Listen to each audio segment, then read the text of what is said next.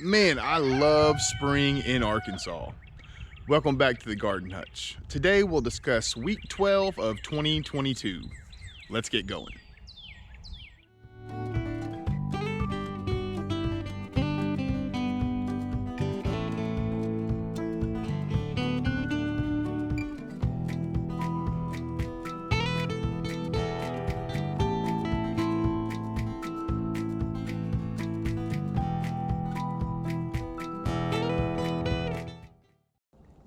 Well, week 12 was a busy one here on the homestead. But before we get going, there's just something I wanted to talk about real quick. I noticed this week, right, the allergy started, so I started taking my springtime allergy medicine, and then I had to mow the yard. I got a whole list of things that need to be done. But I was going back and watching the vlogs from the past couple weeks, and I realized it's finally spring. I've been waiting for spring since fall, right? So, I mean, I think most of us gardeners love springtime. But if you're anything like me, all I see this time of year is my to-do list, right? So I go inside, I mark all the stuff off, and then I'll take out my notebook and write in all of the stuff that I wrote down from that day. And I realized that I stopped and forgot to smell the proverbial roses, if you will. What I mean is I was looking at some old vlogs and the yard was dead. The grass was not green. I had hardly anything growing besides the garlic that grew all winter. And I've been waiting for it all, like I said, for at least 5 months now.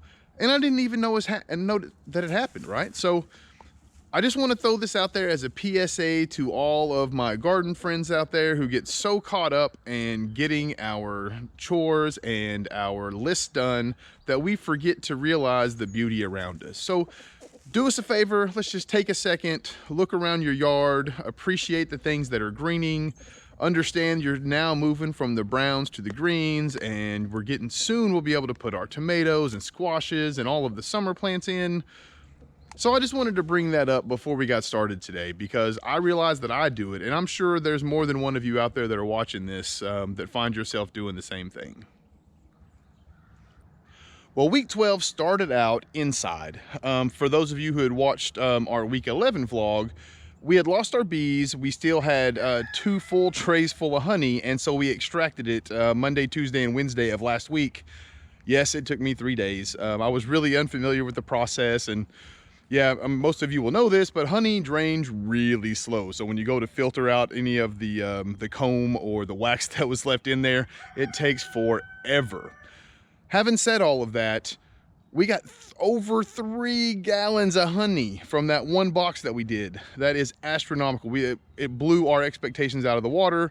Many of you who have had bees for a while may be laughing at me. Maybe that's standard or it's less than you get, but for us, it was awesome.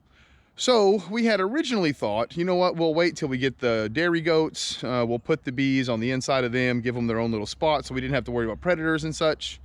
After tasting the honey that we got from our own bees, we can't resist. So we called down to Central Beekeeping Supply here in Arkansas, and we got our name on the list for the nukes, which we'll be getting, they said, middle to end of April. So we'll keep you all updated. I did go through, and I want to show you that today. I went through and I just sort of got the area prepped for the bees. So let's take a look at what we did. So the area that we have the bees, it's in the exact same location, but our yard is on this crazy slope. So when we put it in, we only raised the actual cinder blocks themselves up instead of creating a platform. So I went through and just put some topsoil in and flattened that out to make sure it was level. I then sunk the cinder blocks into the actual topsoil and then surrounded it with the very last bit of the mulch that we had delivered from 2 years ago. And this is what it looks like now. So what we'll do is when we get them in, we'll start like we did last year with the the bottom 2 boxes. Once they fill their honey box, which will be the top of the 2, I've already got 3 more of the honey boxes ready to go on top. So I will not run into a scenario where I did last year where at the end of the season I didn't put a new honey box on there, they ran out of room and left us. So we are being proactive once again to make sure that we keep our bees this time. And I also just wanted to point out once again, because we did get all of the mulch out, while the grass still doesn't look great because of where it was, it is all gone.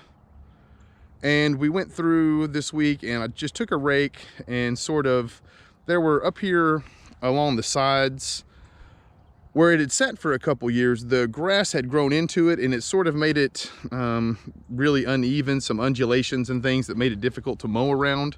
So what I did was I just went through and took a rake, raked those out to where they were level. And I did go ahead and mow this week, which was a big deal. And we'll talk about that here in just a little bit.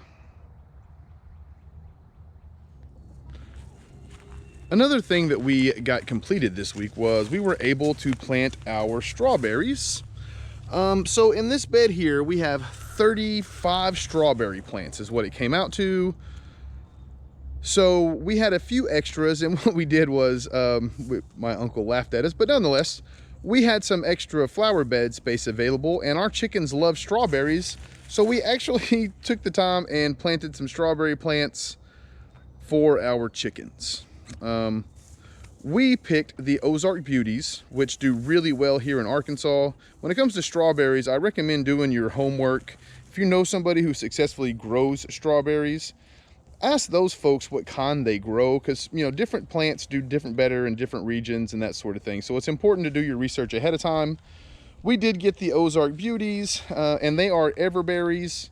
All that means is, or ever bearing, I'm sorry. And all that means is that twice a year we'll get like a larger crop, but they'll put off pretty much from the end of May all the way through to the first freeze of the year. You'll be picking berries.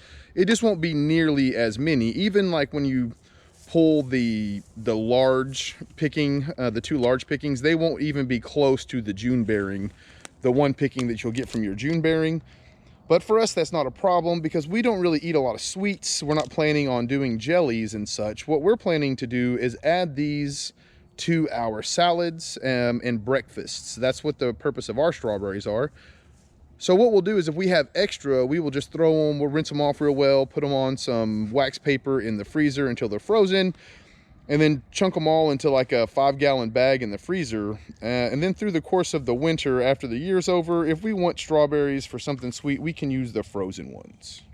So we had mentioned that we were getting baby chickens, and here they are. We got a dozen. We got California Tans. They are a prolific egg layer. They lay a light brown cream colored egg, large to extra large. So they say they'll lay about 320 eggs a year. They'll usually live between 4 and 6 years, which is about right. Our Isa Browns that we had, they were about 3 years, and those were our starter chickens. So we decided to get something that's going to live a little longer. We got 12 of the chickens, and so far we haven't lost any of them. They're doing really well. We simply give them the feed, the new chick starter feed.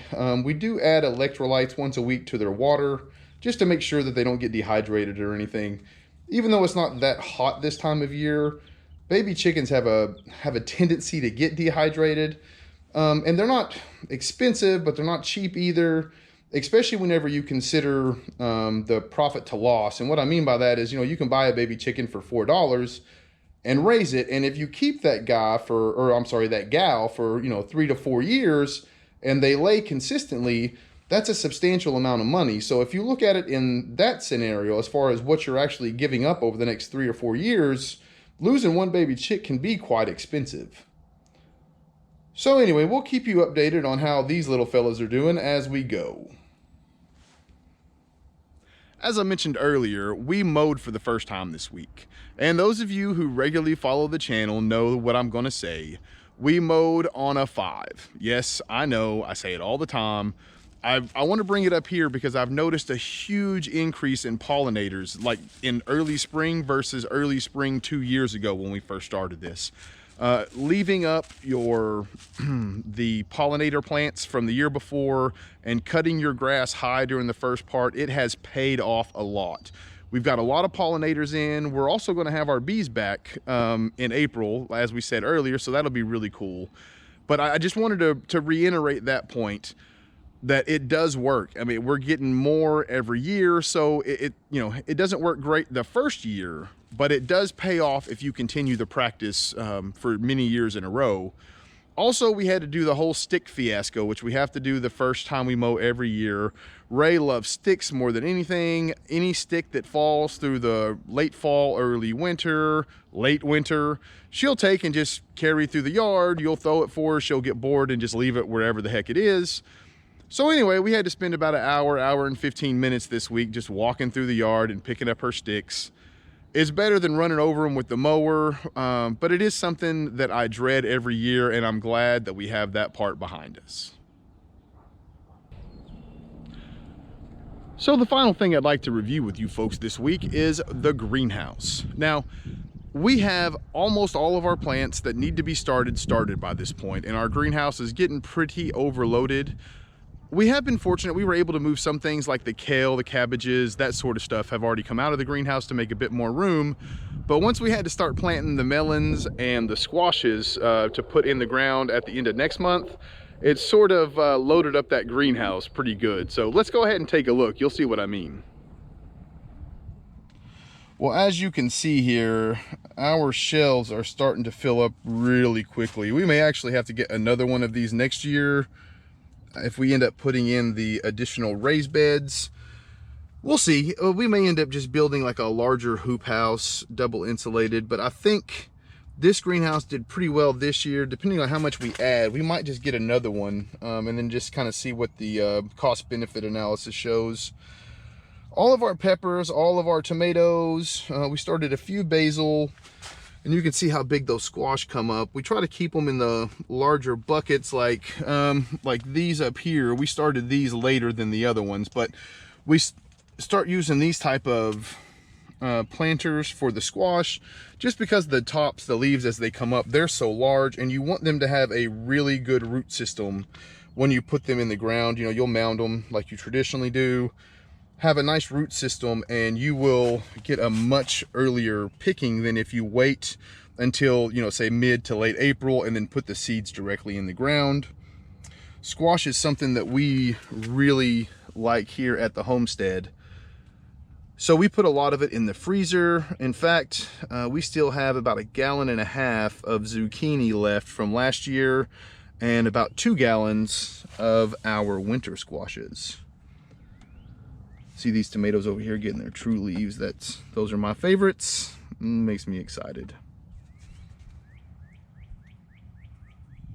Well, as always, I would like to thank you folks who have made it to this point of the video. If you have not, please consider subscribing to the channel and hitting the little bell icon. YouTube will let you know when we upload new content. If you like this video, please consider giving it a like. Until next time, I hope that you folks take care of yourselves. Peace.